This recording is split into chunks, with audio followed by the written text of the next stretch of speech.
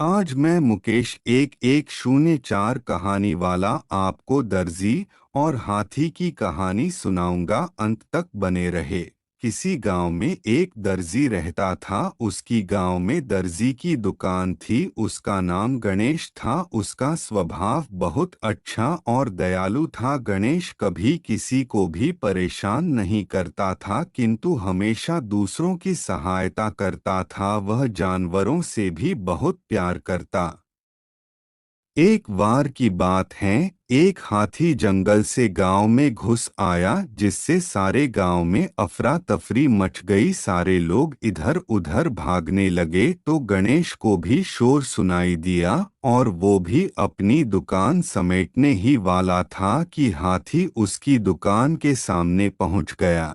गणेश घबराया नहीं और उसने उस हाथी वो केले जो उसने अपने लिए रख रखे थे, हाथी को खाने को दे दिए। हाथी केले खाकर शांत हो गया। खुश होकर वापस जंगल में चला गया।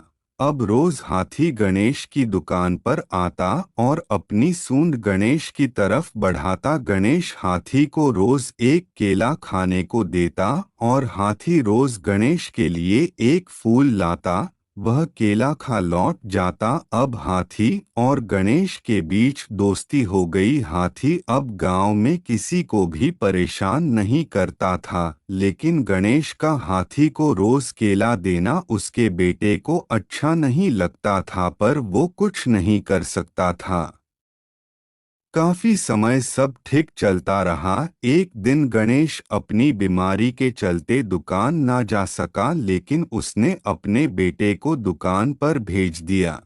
हाथी रोज की तरह आज भी आया और दुकान के सामने खड़ा होकर अपनी सूंड अंदर बढ़ाई, लेकिन गणेश के बेटे ने हाथी को कुछ ना दिया। थोड़ी देर बाद हाथी निराश होकर अपने आप चला गया। अब जब तक गणेश बीमार था, उसका बेटा ही दुकान पर बैठता और वो हाथी को कुछ नहीं देता। एक दिन गणेश के बेटे ने हाथी की सूंड में सुई चुभो दी। हाथी दर्द से कांप गया, लेकिन उसने कुछ ना करा। अब दूसरे दिन भी गणेश के बेटे ने ठीक वैसे ही करा और अब हाथी को गुस्सा आ गया और वो सीधा नदी में गया और अपनी सूंड में गंदा पानी भर लिया और गणेश की दुकान के सामने खड़ा हो गया और अपनी सूंड से सारा गंदा पानी दुकान के अंदर फेंक दिया और वहां से जंगल को चला गया। ऐसे दुकान में रखा सारा सामान खराब हो गया।